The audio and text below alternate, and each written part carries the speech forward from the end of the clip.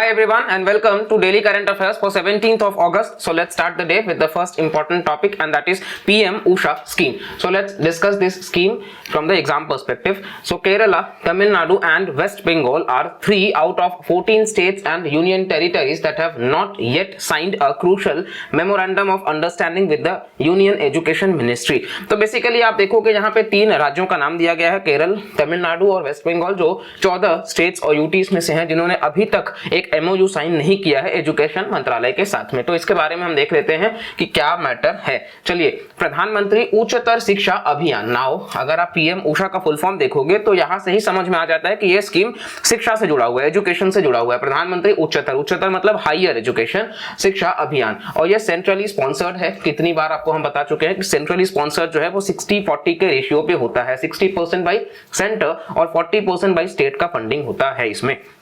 और यहाँ पे मिनिस्ट्री ऑफ एजुकेशन है जो एनहांस करेगा क्वालिटी हायर एजुकेशन का स्टेट यूनिवर्सिटीज में। ये आपको ध्यान रखना है कि सेंट्रली स्पॉन्सर्ड स्कीम है launched by ministry of education, जो कि क्वालिटी ऑफ हायर एजुकेशन को और बेहतर करेगा स्टेट के यूनिवर्सिटीज में। आपको ध्यान रखना है स्टेट के यूनिवर्सिटीज में, ठीक है। इसका एम क्या है? इंप्रूव करेगा करिकुलम जो भी है, टीचर ट्रेनिंग, इंफ्रास्ट्रक्चर, एक्रेडिटेशन और एम्प्लॉयबिलिटी, ठीक है। इसका फोकस है कि इंश्योर करे इक्विटी पे, समानता पे, एक्सेस मिल सके सभी को, इंक्लूजन हो सके हायर एजुकेशन में। फंड एलोकेशन में आप देखोगे तो इस प्रकार का कुछ फंड एलोकेशन है, ठीक है। आपको डेटा नहीं रटना है। एमओयू जो साइन करा गया है, फर्स्टली आप देखोगे तो ये सिग्निफाई करता है स्टेट्स को कि उनका विलिंगनेस होना चाहिए पार्टिसिपेट करने के लिए पीएम उषा स्कीम में। और ये जो एमओयू है ये एड करता है कि बेटर एग्जीक्यूशन होना चाहिए, और इसमें से ऑलरेडी 22 स्टेट्स या यूटीज जो है वो साइन कर चुके हैं।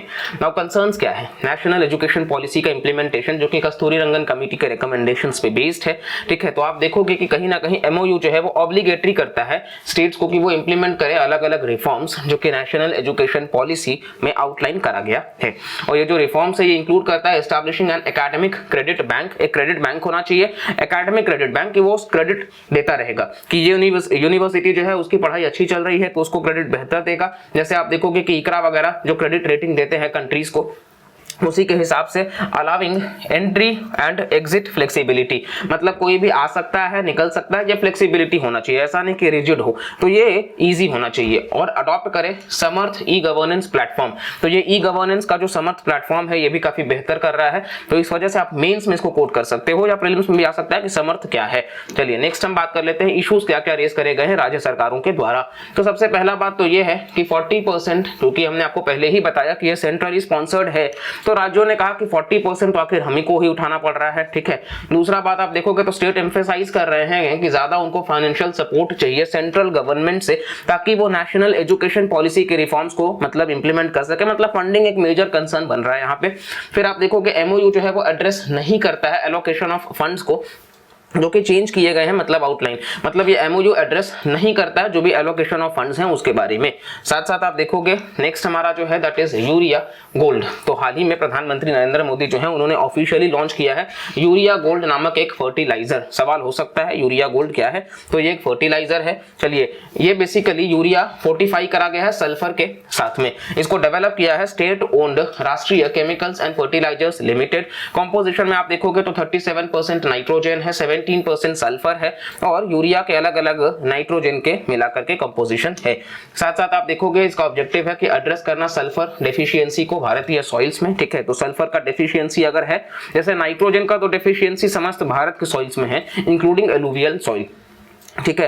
तो आप देखोगे उसी प्रकार से आपको सल्फर डेफिशिएंसी भी देखने को मिल जाएगा, स्पेशली जो कि क्रूशल है ऑयल सीड्स और पल्सेस के लिए, ठीक है। और ये बेसिकली इसीलिए इसको लाया जाने की बात करी गई है। एनहांस करने की बात करता है nitrogen use efficiency of urea, एक ग्रेजुअल रिलीज ऑफ नाइट्रोजन से, ठीक है। फिर आप देखोगे कमर्शियल एस्पेक्ट्स में तो राष्ट्रीय केमिकल्स और फर्टिलाइजर्स लिमिटेड है।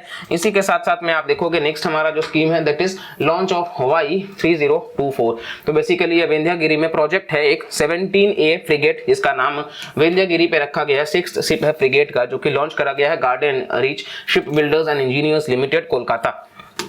नेक्स्ट यहाँ पे आप देखेंगे प्रोजेक्ट 17 क्या है, इसके ऊपर क्वेश्चन हो सकता है। इसको लॉन्च करा गया भारतीय नेवी के द्वारा कि कंस्ट्रक्ट किया जा सके series of stealth guided missile frigates. Stealth guided missile frigates मतलब कि आप देखोगे कि ये प्रॉपर प्रिसीजन टेक्नोलॉजी पे बेस्ड होगा और ये जो वॉरशिप्स हैं ये फॉलो करते हैं प्रोजेक्ट 17 क्लास फ्रिगेट्स जो शिवालिक क्लास में आते हैं और इंप्रूव्ड स्टेल्थ फीचर्स है जहां पे एडवांस्ड वेपन्स और सेंसर्स होंगे, ठीक है। और साथ साथ में आत्मनिर्भर भारत के तहत आप देखोगे 75% ऑर्डर्स जो है वो इक्विपमेंट और सिस्टम्स से जुड़ा हुआ है इंडिजिनस फर्म्स से। नेक्स्ट हमारा है that is national apprenticeship promotion scheme naps. तो मिनिस्ट्री फॉर एजुकेशन और स्किल डेवलपमेंट एंड एंटरप्रेन्योरशिप मिलकर के लॉन्च किए हैं डीबीटी डायरेक्ट बेनिफिट ट्रांसफर जो कि नैप्स के तहत होगा।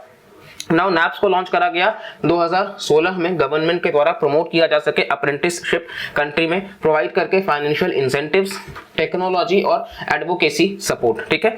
चलिए इंप्लीमेंटिंग एजेंसी में आप देखोगे तो basically directorate general of training जो है फॉर सेंट्रल पब्लिक सेक्टर जो अंडरटेकिंग है और एस्टैब्लिश करना उनके बिजनेस को 4 या ज्यादा राज्यों में, ठीक है। चलिए नेक्स्ट हम बात कर लेते हैं स्टेट अप्रेंटिसशिप एडवाइजर्स में। तो राज्य जो है पब्लिक सेक्टर और प्राइवेट एस्टैब्लिशमेंट्स जो है उसके ज्यूरिसडिक्शन में कवर होते हैं।